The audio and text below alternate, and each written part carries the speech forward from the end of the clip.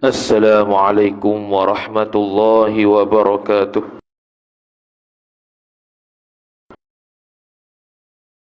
Rahim. Alhamdulillahi rabbil alamin, wassalatu wassalamu ala asyrafil anbiya'i wal mursalin, Sayyidina Muhammadin wa ala alihi wa sahbihi ajma'in. Subhanaka la ilma lana illa ma 'allamtana innaka antal alimul hakim. ولا حول ولا قوة إلا بالله العلي العظيم. رب اشرح لي صدري ويسر لي أمري واحلل عقدة من لساني يفقه قولي وسدد لساني واهد قلبي بحق نبيك محمد صلى الله عليه وسلم. اللهم أغننا بالعلم وزينا بالحلم وأكرمنا بالتقوى وجملنا بالعافية. نوينا التعلم والتعليم والتذكر والتذكير والنفع والانتفاع والإفادة والاستفادة والحث على التمسك بكتاب الله وسنة رسوله صلى الله عليه وسلم ودعاء إلى الهدى والدلالة على الخير ابتغاء وجه الله مرضاته وقربه وثوابه سبحانه وتعالى آمين يا رب العالمين.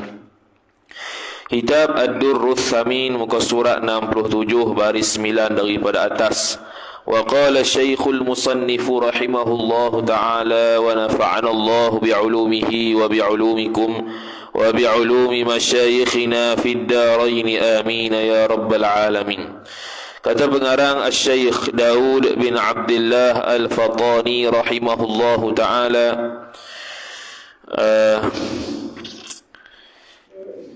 yang menyurat kebajikan, ia yang menyurat kebajikan itu amin atau amir, yakni memerintahkan atas malaikat yang pihak kiri yang menyurat kejahatan.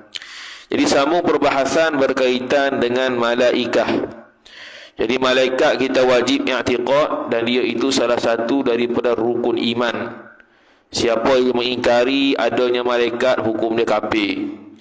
Dan malaikat itu diperbuat daripada cahaya, dan jumlah malaikat itu ialah jumlah yang paling banyak sekali di kalangan makhluk Allah Subhanahu wa taala.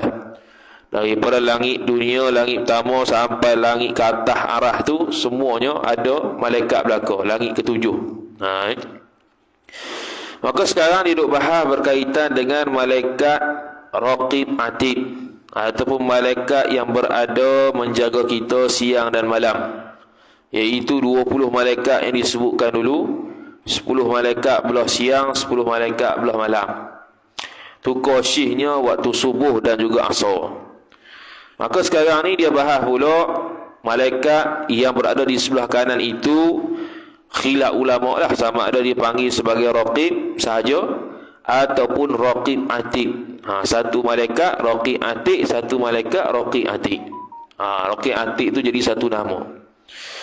Lepas tu dia kata, ia yang menyurat kebajikan. Malaikat yang menyurat kebajikan itu aminun, iaitu orang yang amanah. Malaikat yang amanah, dia tak khianat lah. Sebab manusia bila dia buat kebaikan, dia pasti tulis. Tak ada malaikat yang dia buat kebaikan dia tak tulis, tak ada.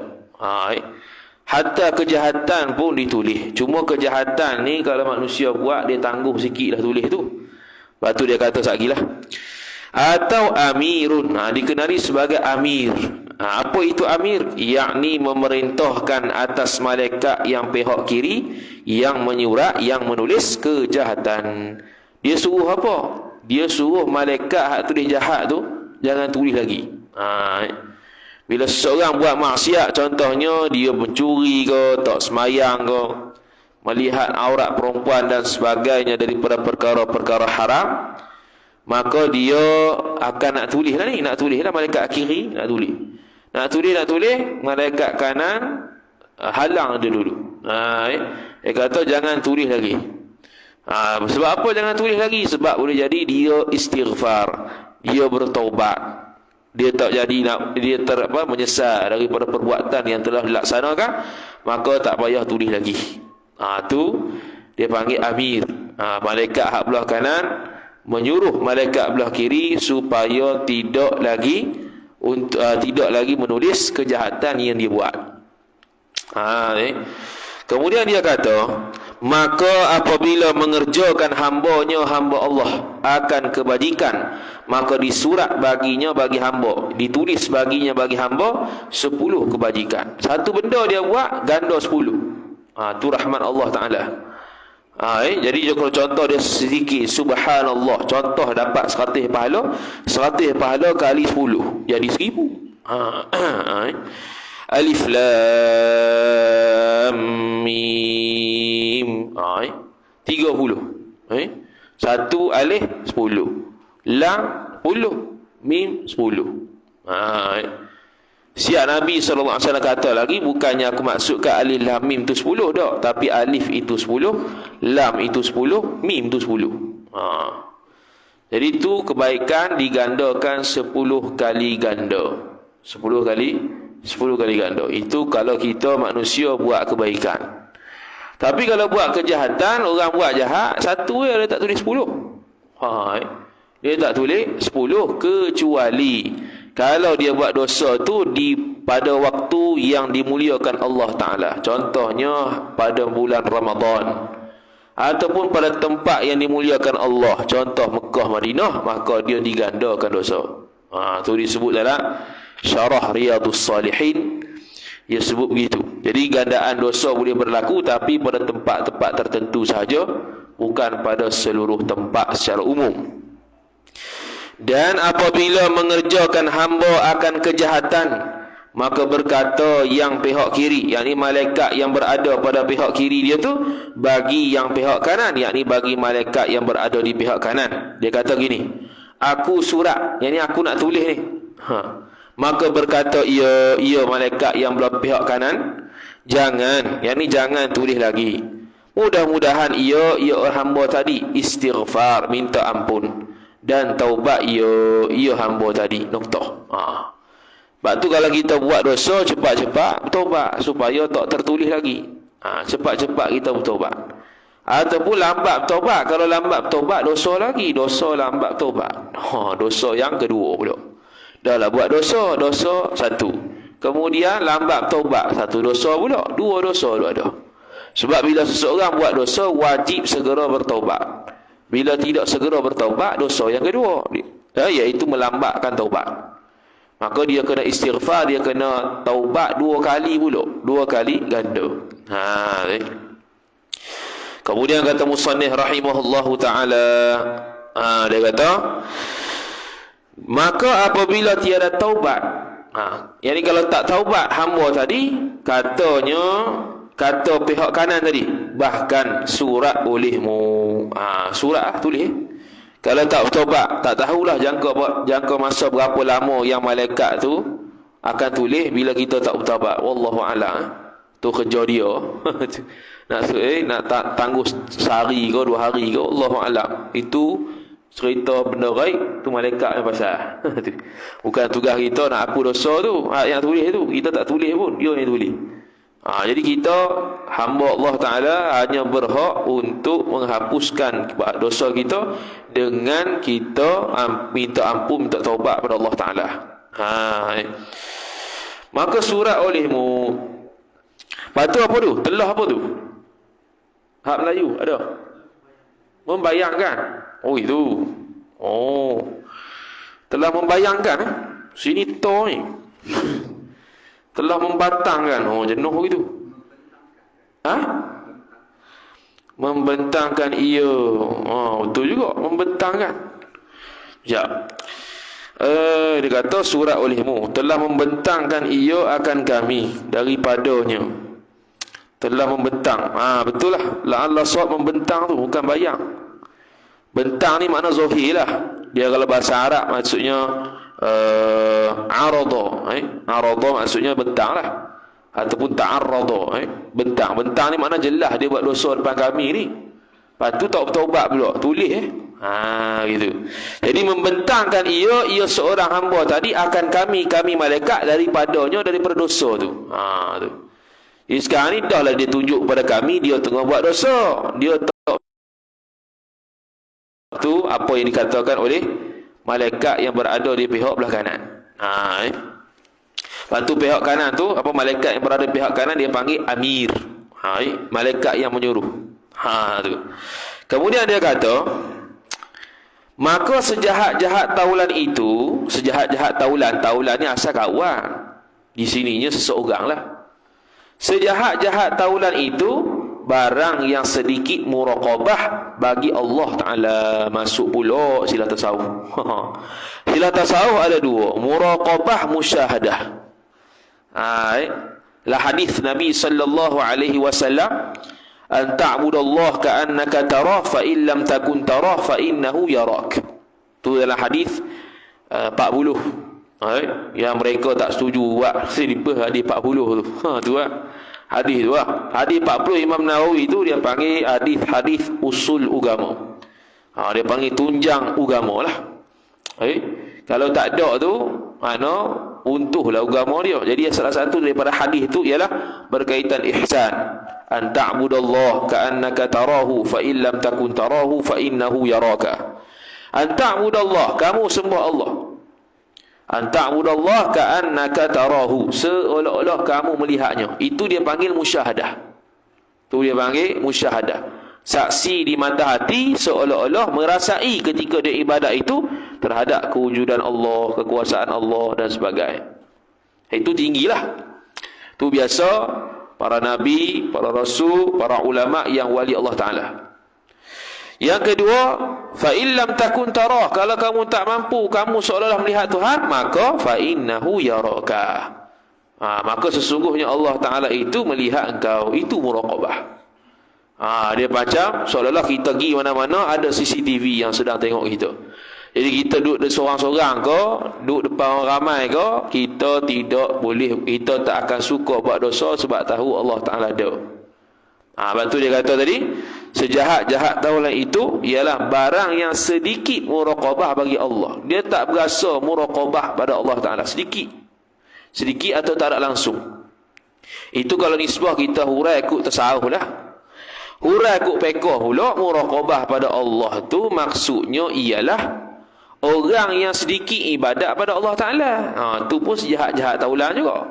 Sejahat-jahat maknanya di sini orang teruk lah. Orang teruk ni orang yang sedikit ibadat dia, teruk tu. Ni. Dan kurang malunya, malu seorang baginya bagi Allah. Okey, kurang malu ni macam mana? Kurang malu ni maksud dia ni tak segan-segan buat maksiat padahal Allah Ta'ala sedang melihat dia. Macam kita buat jahat depan raja lah, depan sultan. Tak malu dia panggil. Kalau kita malu, bukan takat buat benda tak sopan, cakap lebih kurang pun tak berani. Sebab apa? Malu depan sultan. Hak ni lebih daripada sultan ni. Maliki yaumiddin, pemilik hari kiamat. Sultan pun bukan pemilik hari kiamat. Allah Ta'ala itu pemilik hari kiamat. Maka kita patutnya malu kepada Allah Subhanahu Wa Ta'ala dengan tidak buat maksiat kepada Allah Subhanahu Wa Ta'ala. Jadi orang yang jahat, sejahat-jahat orang ialah orang yang kurang malunya pada Allah Subhanahu Wa Ta'ala. Tu. Maka apabila berjalan, ni dia nak bagi tahu keadaan seseorang dengan malaikat dia. Maka apabila berjalan, seseorang tu kalau jalan, adalah satu malaikat di hadapannya, di hadapan seorang, dan satu malaikat di belakangnya, di belakang seorang. Kan dua orang raqib atid tu, kiri kanan tu. Jadi waktu kita berjalan, dia tak duduk tepi kiri kanan, dia tak duduk kiri kanan. Dia duduk depan belakang kita kalau kita berjalan. Mana hak malaikat depan kita tu lagi laju sikit pada kita lah. Lepas tu hak belakang tu ikut belakang kita. Itu ketika jalan. Dan jika duduk hamba tadi adalah satu pihak kanannya kanan seorang dan satu pihak kirinya seorang. Kalau dia duduk baru kiri kanan. Macam kita sekarang ni duduk. Maka malaikat raqib atid duduk kiri kanan. Waktu kita berjalan dia duduk depan belakang. Tu. Dan jika tidur adalah satu malaikat di kepalanya seorang dan satu malaikat di kakinya seorang. Kalau tidur pula, seorang di hujung kaki, seorang di hujung kepala. Ketika mana? Ketika tidur. Tu raqib atik lah. Dia tak pisah dengan kita. Demikianlah selama-lamanya sampailah mati. Sampai mati begitulah dia. Maka apabila kita ketahui malaikat itu tiada lupa dan lalai daripada menyurat, daripada menulis baik dan jahat, maka hisabkan olehmu akan dirimu atas tiap-tiap yang engkau hendak perbuat. Dia bagi insaf sikit lah, nasihat pada kita. Jadi dia ni tak pernah terlupa, bukan macam kita. Terlupa pengajian hari ni hari apa, terlupa nak tulis, ngaji dah lupa juga. Lupa aja kerja kita ni. Sifat mani dah. Lepas tu dia panggil insan. Insan siapa dah? Nisyanun. Insanun. Iaitu orang manusia yang mana memang boleh lupa, tapi jangan sampai jadi tabiat lupa. Kemudian dia kata, bila kata begitu, bila kata malaikat tu tak lalai, tak lupa, maka dia suruh hisap, suruh kira sendiri. Setiap malam sebelum tidur, kita muhasabah diri, kita ni banyak dosa ke banyak pahala hari ni. Kalau banyak dosa, ampun pada Allah Ta'ala. Kalau banyak pahala, syukur pada Allah Ta'ala. Banyak dosa dengan manusia, cepat-cepat minta ampun pada Allah, cepat-cepat minta ampun pada orang tersebut. Pernah curi hari tu, ambil balik, beri ke orang. Tu hisab sendiri, diri sendiri sebelum dia hisab di hari akhirat. Kata musannif rahimahullahu ta'ala, hingga engkau ketahui dahulu, hingga engkau ketahui dahulu, yakni sebelum daripada kita tu mati. Dahulu sebelum kita mati. Dan jika ada kebajikan, maka engkau kerjakan. Kalau ada benda baik, esok buat lagi, lusa buat lagi, tulak buat lagi, dan kekal sampai kiamat. Dan jika yang kejahatan, maka tinggalkan ia kan kejahatan tadi. Kalau ada benda jahat buat, benda dosa, esok tak mau buat dah. Taubatlah hari ni. Tu. Kerana barang siapa menghisapkan diri barang siapa pada dunia, nescaya mudah atasnya atas barang siapa itu hisap pada akhirat. Tu kaedah dia. Orang yang hisap sekarang, kalau hisap sekarang tapi tak bertaubat lah jadi juga. Dia kira-kira dosa banyak ni tapi malah taubat. Dia rasa betul. Maka tu tak kena juga. Jadi hisap di sini kalau benda kebaikan dia teruskan pada esok hari, benda kejahatan dia minta ampun pada Allah Ta'ala, dan nanti di akhirat dia tidak akan dihisap ataupun dipermudahkan hisapnya. Dua tu ya. Tak hisap masuk syurga direct, fast track, ataupun dihisap tapi sedikit dan mudah. Dan sedikitkan pula daripada cita-cita ni angan-angan kosong. Bukan cita-cita bagus tu. Cita-cita ni angan-angan kosong. Duk berahi mengamu entah apa. Kalau lah aku ada rumah besar. Kalau bila tak tahu. Kalau rumah besar tak tahu 50 tahun ke datang dapat ke tak rumah besar tu. Jadi dia kata sedikitkan pula daripada cita-cita yang ni angan-angan. Maka beberapa banyak dari mereka itu manusia yang bersungguh-sungguh bagi pekerjaan. Didapatnya pekerjaan ni satu benda lah, dia bersungguh-sungguh nak dapat kan. Didapatkan pekerjaan tadi bagi takdir Allah pada azali. Dia kata beberapa banyak mereka itu manusia yang bersungguh-sungguh bagi pekerjaan. Didapatnya pekerjaan tadi bagi takdir Allah pada azali. Okey, apa maksud ni?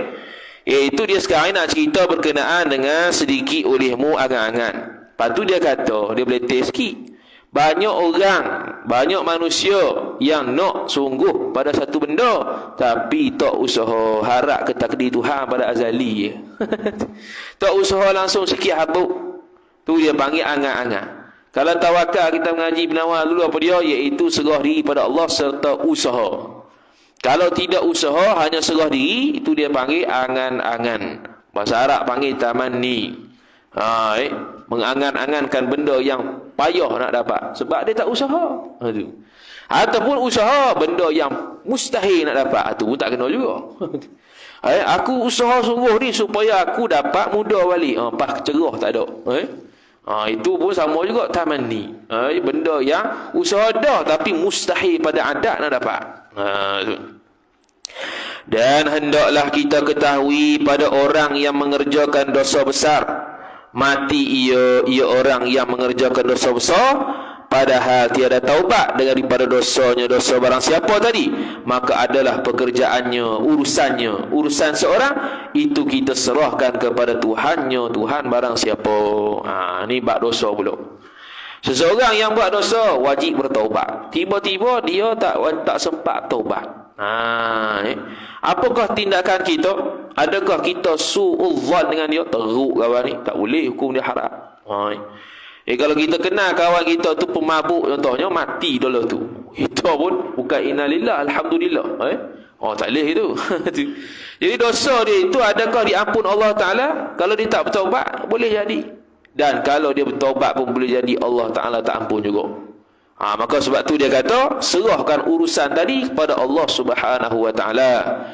Kalau dia tu buat dosa besar, tak sebab taubat ke, pernah bertaubat ke, kita husnudzan pada Allah Ta'ala, pada dia, selama mana dia tu masih Islam, ada kemungkinan Allah Ta'ala ampun dosa, walaupun dia tak pernah bertaubat sekalipun. Cuma nisbah kita tak payah, jangan gitu pula. Yang kata, tak apa, itu tak payah bertaubat, pulut dah. Bertaubat ni usaha makhluk. Itu perintah Allah Ta'ala suruh bertaubat. Nanti kena buat lah tu. Cuma nisbah kalau dah mati, boleh jadi Allah Ta'ala ampun, boleh jadi Allah Ta'ala tidak ampun, sebab dia masih ada iman, dia masih Islam. Maka tiada dapat kita putuskan dengan siksanya hamba tadi. Tak boleh kita kata confirm kena siksa ni. Jangan gitu. Walaupun dia peminum arak kekal abadi, daripada azali sampai abadi, minum arak sokmo sejak balik sampai mati. Tapi belum tentu kita boleh kata dia tu ahli neraka dah. Tak boleh. Dan tiada dapat kita putuskan dengan ampunnya seorang hamba tadi. Dan kita tak boleh kata pula dia ni diampuni Allah secara pasti, tak boleh. Sebab tidak ada dalil dalam Quran dan hadis orang ni diampuni Allah Ta'ala. Beza dengan sahabat. Allah Ta'ala, Nabi-Nabi sebut, Nabi SAW sebut 10 orang yang jamin masuk syurga. 10 orang tu memang masuk syurga lah. Buat lagu mana pun masuk syurga.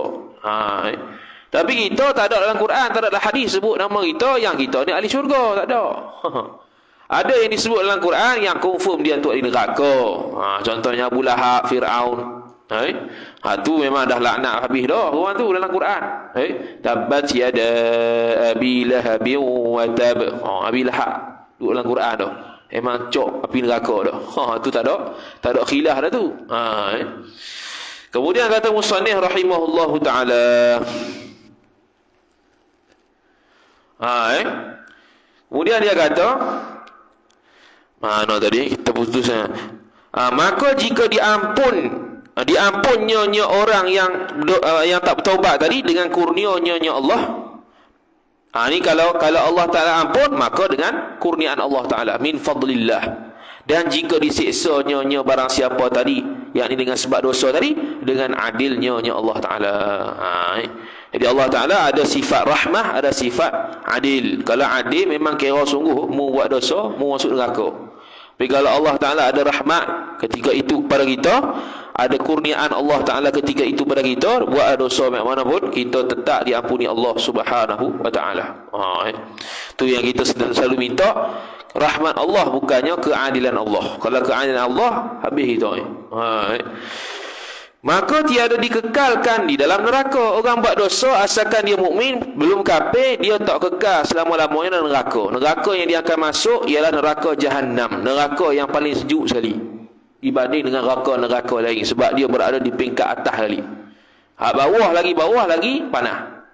Dia macam periuk tingkat tu lah. Tingkat 3 kena api bawah. Bawah sekali paling panas, atas sekali paling sejuk walaupun panas juga. Dan hendaklah kita ketahui pula adalah dosa kecil, maka dosa besar itu, dia kata hendaklah kita ketahui pula adalah dosa kecil. Mana ada dosa kecil, nota situ. Cara baca tak boleh sambung habis tak faham. Dan hendaklah kita ketahui pula adalah dosa kecil. Ulama fuqaha bezakan dosa besar, dosa kecil, bukan untuk kita meremehkan, tapi untuk menghukumkan seseorang itu adil ataupun tidak. Macam seorang tu nak jadi wali, nak jadi saksi nikah, maka dia ni antara sifat dia mesti adil. Adil tu maksud dia tidak buat dosa besar sekali, dia tidak berterusan buat dosa kecil, dia tidak buat perkara-perkara jatuh maruah, dia itu orang lelaki, dia itu orang merdeka, dia ada penglihatan, dia ada pendengaran dan sebagainya. Tu syarat-syarat jadi saksi. Jadi dosa kecil, dosa besar tu bukan untuk remehkan. Jadi kalau orang yang meremehkan dosa kecil, maka jadi dosa besar. Ataupun banyakkan dosa kecil, jadi dosa besar. Tu Tapi kalau sekali dosa besar, kufur besar lah. Tapi sebagian ulama, contohnya mazhab Abu Hanifah rahimahullahu ta'ala, bagi dia semua dosa besar belaka. Dan di sisi Allah Ta'ala, dosa besar belaka kita kena anggap, jangan menganggap remeh dosa kecil. Kemudian kata musannif rahimahullahu ta'ala, maka dosa besar itu, dia nak takrif lah dosa besar tu apa dia pula. Dan maka dosa besar itu barang yang ada baginya, bagi barang tu had. Had ni hukuman hudud. Apa-apa dosa yang ada hukuman hudud, dosa besar. Zina, bagi orang yang ghairu muhsan, orang yang tak berkahwin, kena rotan sebat. Bagi orang berkahwin muhsan, kena rejam sampai mati. Minum arak 80 kali sebatan. Apa lagi? Tuduh orang berzina tanpa bukti, sebab juga. Semayang tak semayang, kena apa nama tu, kena bunuh. Murtad tak taubat pas sudah, kena bunuh. Tu semua dosa besar belaka lah. Jenis kena hudud tu. Tu. Atau ada wa'id. Wa'id itu janji buruk.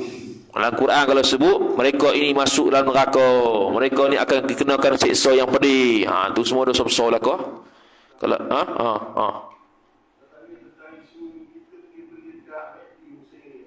Mekdi dah. Okey. Ada orang tanya, isu Mekdi adakah menyumbang kepada Yahudi ataupun tidak? Orang dah temu ramah dah. Temu ramah dah Mekdi berbuat kenyataan dah, siap ada tesis boikot lagi. Dr. Anas tu tesis boikot tu. Ditanya dia, Mekdi Malaysia tak sumbang ke Israel. Noktah. Itu ya. Jadi boleh makan, kat gigi makan ramai-ramai. Dah sunyi dah tu. Nak lebih, tanya Dr. Anas, dia bak tesis boikot. Siapa dia? Boleh betul tu. Dia ada tesis tak boikot, lagi detail lah. Kita hanya boleh bagi tahu gitu ya. Boleh datang detail lah. Dia ada dalam tesis tu, tak silap ada orang screenshot, dia tulis syarat-syarat yang kita kena boikot. Ada 7 syarat. Ada syarat pula. Syarat tu bukan syarat sah apa, bukan. Dia kata 7 ni kalau ada memang kena boikot. Ada lah dalam tesis dia tu. Boleh pergi baca lah, minta ke tanah kau. Ada orang screenshot muka surat tesis dia tu. Tu. Kemudian kata musannif, tu tak dosa lah makan Mekdi, tak dosa. Bahkan kita semalam kita pernah tengok ada seorang nukilan daripada Syekh Taha rahafizahullah ta'ala. Dia pun tok pekoh lah, tok pekoh Yaman. Dia kata boikot ni pun kena tengok juga boikot betul ke tak betul kita buat sekarang ni. Kalau boikot yang kita sampai tahap orang Islam kita Malaysia ni jadi tak ada kerja, jadi masalah PT, dihina dan sebagainya, itu dosa lain pula. Ada yang kita pernah tengok sampai tahap orang pakai baju Mekdi ni dosa besar. Parah tu. Orang kerja Mekdi, penjahat ni, Arab jahat gitu. Dia kata gitu, cok gitu dah. Tu teruk sangat tu. Jadi Malaysia ni perlu banyakkan orang yang pakar dalam bab boikot. Tak boleh seorang dua lah. Pelik kau tak ada timbul. Tak tahulah, saya jarang tengok FB sekarang ni sebab dia tulis hitam. Tak tahulah kukut di TV ada orang bahas pasal boikot secara ilmiah ke, wallahu alam, macam COVID hari tu. Kalau vaksin tu berapa puluh forum dia buat. Maksudnya sekarang ni boikot ni kena buat forum gitulah, bagi pencerahan pada masyarakat di TV ke, masjid ke, mana-mana. Sebab orang masyarakat Malaysia sekarang ni jahil boikot tu macam mana. Dia tahu produk ni boikot lalu. Tu betul ke tak, dia tak tahu. Betul ke tak, belakang cerita. Asal Mekdi buh lalu, asal Mekdi buh lalu. KFC pun sunyi.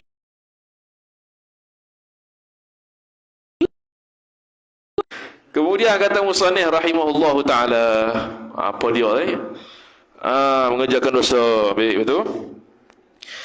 Okey, dan tidak kekal dalam neraka, lepas tu dosa kecil. Maka dosa besar habis wa'id bagi orang mengerjakan. Okey. Atau ada wa'id, ada janji buruk bagi orang yang mengerjakan dia, bagi orang yang mengerjakan dosa tadi. Jadi ada janji buruk, azabun alim, azab siksa yang pedih. Jadi kalau belakang-belakang tu ada benda gitu, tu dosa besar lah. Kalau tengok Quran ataupun hadis, ada larangan ataupun ada ancaman di belakang tu, maka itu dia panggil dosa besar.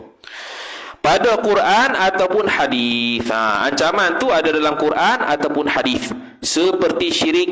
Syirik ni menduakan Allah lah. Syirik jali. Syirik hak kafir tu. Kalau syirik khafi, hak tu fasik. Hak riak tu fasik tu. Tu syirik khafi tu dalam penawar. Kemudian, dan membunuh orang.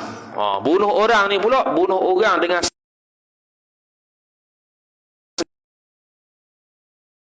dosa, tapi ada juga kifarat dia. Itu mengaji bab jinayat pula. Kalau membunuh dengan sengaja, dosa besar dan ada kifarat dia. Kalau bunuh orang tak sengaja pun tak dosa, tapi ada kifarat dia. Itu kalau kita ikut sungguhlah hukum jinayat Islam tu. Tu. Dan zina sama juga. Zina pun ada larangan belakang tu. Azab yang pedih. Zina sehingga kan ada ni hukum hudud. Maka hukum hudud ni, maka orang tersebut buat benda tersebut sehingga menyebabkan boleh jatuh hukuman hudud, maka hukum dia dosa besar lah. Dan lainnya noktah. Dan dosa kecil itu barang yang lainnya, barang yang lain daripada ada hudud dan ada janji buruk. Lain pada tu mana dia ni dosa juga, tapi tak ada hukuman hudud pada dia. Dosa juga, tapi tidak ada ancaman siksa pada dia. Maka tu dosa kecil. Yakni yang tiada ada had, tak ada hudud padanya pada dosa kecil, dan wa'id iaitu janji buruk yang syadid, yang kerah. Janji buruk yang pedih, yang kerah tak ada berlaku. Maka tu dia panggil dosa kecil. Bagi orang yang mengerjakan dia, orang yang mengerjakan dosa kecil. Contoh dosa kecil seperti kucuk perempuan yang helak. Gicium perempuan ajnabi. Itu dosa kecil, dosa kecil. Tapi kalau anggap remeh, ini dosa besar. Ataupun buat banyak kali, dosa besar. Tak ada kerjaan ni. Dan laknat yang tertentu, laknat orang secara individu, maksud dia. Laknat secara individu yang tidak dilaknat oleh syarak. Contohnya Ahmad la'anallahu alaih. Contohlah tu. Dia gerang kat Ahmad tu, dia pun kata Ahmad la'natullahi alaih. Ada Ahmad tu kena laknat dalam Quran? Tak ada pun. Dia gerang kawan dia je. Tapi kalau Fir'aun, Iblis ke, tak apalah, laknatullahi alaih. Tu. Ini kalau laknat secara umum tak apa juga. Ni laknat yang tertentu. Dia khusus terus pada orang tu. Dalam politik orang tu, laknatullahi alaih. Mampu itu. Dan jikalau binatang, ni. Dan jikalau binatang sekalipun kita laknat binatang, laknatullahi ala hadzal kucing. Laknat engkau lah kucing, aku nak jalan nak lalu juga, laknat kucing tu. Tu dosa kecil. Dan dustakan yang lain daripada Nabi. Dustakan yang lain daripada Nabi. Dusta yang lain daripada Nabi, yang dosa kecil ni ialah dusta yang tidak membawa kepada jatuh maruah, tidak membawa kepada hilang harta, tidak membawa kepada hilang nyawa. Kalau hilang nyawa, hilang harta, hilang maruah, dosa besar juga dusta tu. Nipu lah, nipu. Kalau mendustakan Nabi, tu jelas lah. Dustakan Nabi tu jelas lah, boleh jatuh kafir. Yang tiada membawa, yang kata dosa kecil ni dusta selain Nabi, yang tiada membawa kepada had, yakni kepada hukuman hudud, atau membinasakan badan, ataupun harta. Dia sebut dah. Jadi maknanya kalau dusta yang boleh bawa kepada rosak tubuh badan, mana kalau kita menipu tu orang pergi bunuh dia ke, kalau kita menipu tu orang pergi rompok harta dia ke, ambil harta dia ke, itu dosa besar. Kalau dosa kecil contohnya apa dia? Contoh dusta dosa kecil. Aku tadi beli helikopter besar, helikopter aku. Helikopter aku parking depan rumah. Jadi tak ada faedah cakap gitu. Dia dosa tak? Dosa juga, dosa kecil. Sebab apa? Bohong. Tapi tak ada faedah, tak ada kaitan dengan rosak harta orang, rosak badan orang, ambil nyawa orang, tak ada. Saya saja bohong itu. Tu dosa kecil. Dan tiada darurah. Dalam keadaan tiada darurah. Kalau ada darurat, kadang-kadang wajib bohong. Contohnya ada orang nak bunuh orang lain. Ada perompok kejar orang. Orang yang kena kejar tu pula sembunyi di dalam rumah kita. Lepas tu pembunuh atau perompok tadi main ketuk rumah kita, ada nampak orang lalu sini, kita pun kata tak ada. Tu wajib bohong. Kalau kita bagi tahu juga ada lah rumah ni, habis dengan kita sekali dosa besar. Maka yang pertama itu wajib taubat. Pertama mana? Dosa besar. Dosa besar tu wajib taubat dengan bersegera. Wajib taubat dengan bersegera. Lepas tu ibarat kita ni seolah kata dosa kecil tak taubat ke mana? Kalau kita apa sebut dosa kecil pun wajib taubat. Tapi dosa kecil ni special dia ialah dia boleh gugur dengan sebab kita buat kebaikan. Tu ya. Dia boleh gugur dosa kecil yang kita buat dengan sebab amal kebaikan yang kita buat, wudu ke, mayang ke, baca Quran ke. Kalau dosa kecil boleh gugur. Tapi dosa besar tak boleh gugur dengan sebab amalan. Dia kena taubat khusus. Maka syarat taubat itu 3 perkara. Mari kita dulu. Pertamanya meninggalkan dosa yang ia seorang kerjakan itu. Tinggal dosa ni maksudnya pantang, bukannya buat lepas tu tinggal. Bukan, itu sama ya. Dia buat separuh jalan dia tinggal. Itu sama je tu. Tinggal sini makna pantang. Al-kaffu anhu, bukan at-tarku anhu. Walau bahasa Arab al-kaffu. Al-kaffu ni makna tahan diri, pantang diri daripada buat maksiat. Tu baru taubat. Kalau buat lepas tu tinggal, tu bukan taubat tu.